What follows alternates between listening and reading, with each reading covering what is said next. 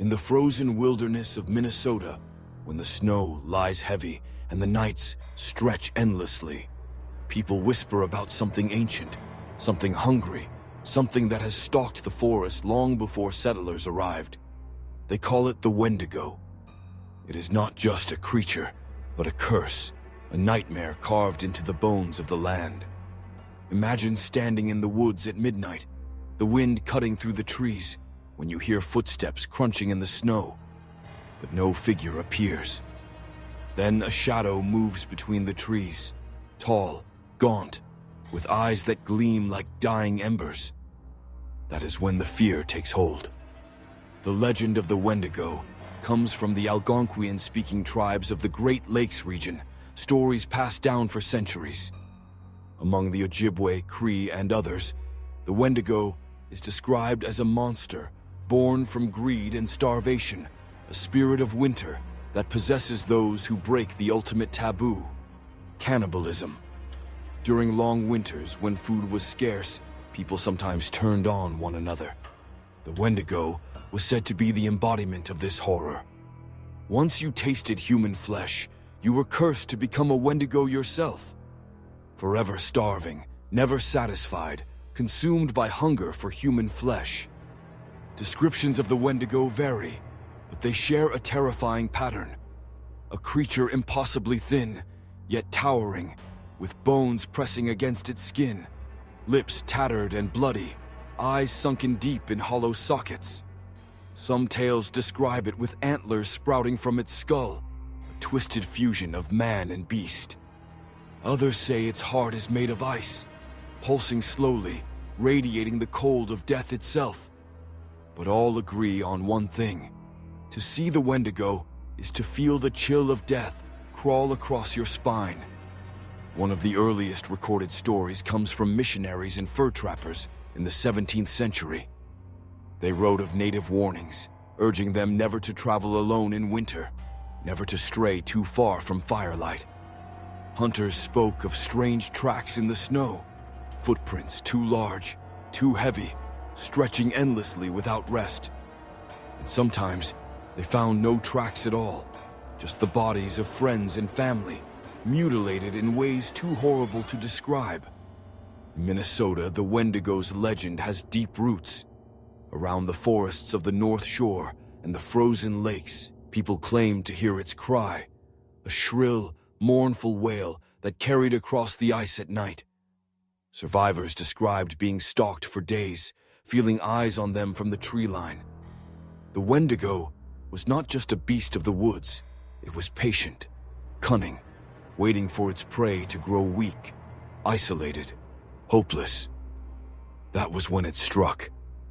One story tells of a hunter who vanished during a blizzard.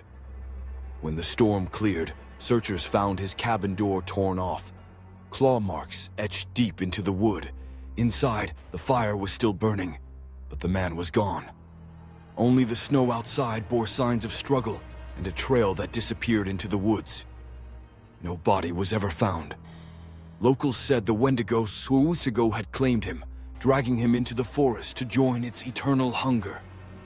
Another tale speaks of a lumberjack in northern Minnesota who confessed to feeling an urge he could not resist.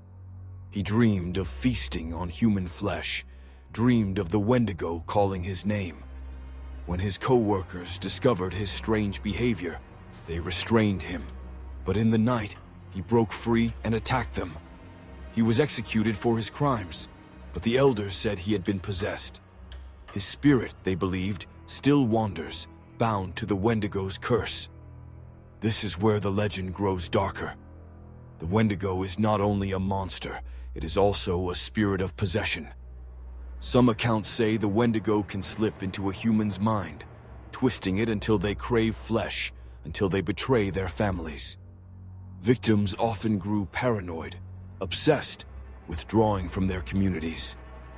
Some tribes held ceremonies to identify and destroy those they believed were touched by the Wendigo. These rituals were desperate attempts to purge the evil before it spread. Imagine the terror of isolation in a Minnesota winter, the silence broken only by cracking ice. You step outside your cabin, and you see shapes moving in the fog. You hear whispers, though you are alone. Then, the snow crunches behind you, slow and deliberate. You turn, but nothing is there. This is the atmosphere the Wendigo thrives in. It is not only a monster to be seen, but a fear to be felt, crawling into the minds of its victims. Theories about the Wendigo are as chilling as the legend itself. Some scholars believe it represents the psychological toll of starvation and isolation, what modern psychiatry once called Wendigo psychosis. Cases were reported where individuals, even with access to food, suddenly craved human flesh.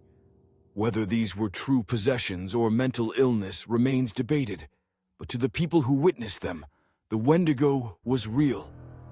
Others argue the Wendigo is a cultural warning, a way of teaching morality through fear. Greed, selfishness, and cannibalism were sins so severe that they invited punishment worse than death. The Wendigo was the ultimate consequence, a transformation into something less than human. In this sense, the legend functioned as both spiritual warning and social control. But for many, the Wendigo is not metaphor. It is real, still lurking in the woods. Throughout the 20th century, there were reports in Minnesota of hunters and campers disappearing, their campsites left eerily intact. Local newspapers sometimes mentioned Wendigo sightings, describing tall, skeletal figures glimpsed near roadsides or deep in the forest. In modern paranormal circles, the Wendigo is often compared to cryptids like Bigfoot, though it is far darker, bound to hunger and death.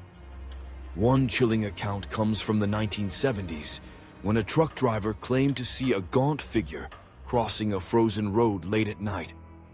Its arms were too long, its movements jerky and unnatural.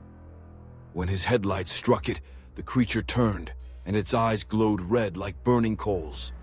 The driver swerved and nearly crashed. By the time he looked back, the figure had vanished into the trees. He swore it was no animal he had ever seen. Even today, hikers report strange phenomena. The sound of footsteps behind them, whispers in languages they cannot understand, shapes moving just out of sight. They say the Wendigo does not die. It only waits, feeding on fear as much as flesh. And in Minnesota's endless winters, where isolation still claims lives, the legend thrives. The Wendigo story grips us because it touches something primal. It is the fear of starvation, of betrayal, of losing our humanity. It is the terror that inside every person lies, a hunger that can consume them. Whether you see it as cryptid, curse, or metaphor, the Wendigo is one of the most enduring nightmares of North America.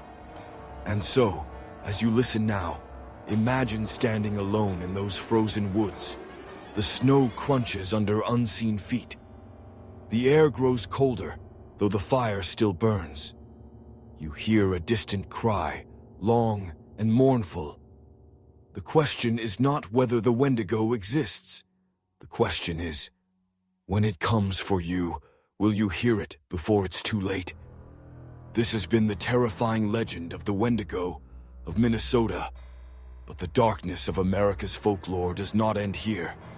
If you thought this creature of endless hunger was horrifying, wait until you hear of the skinwalkers of Utah, beings that walk among us, wearing the face of those we love.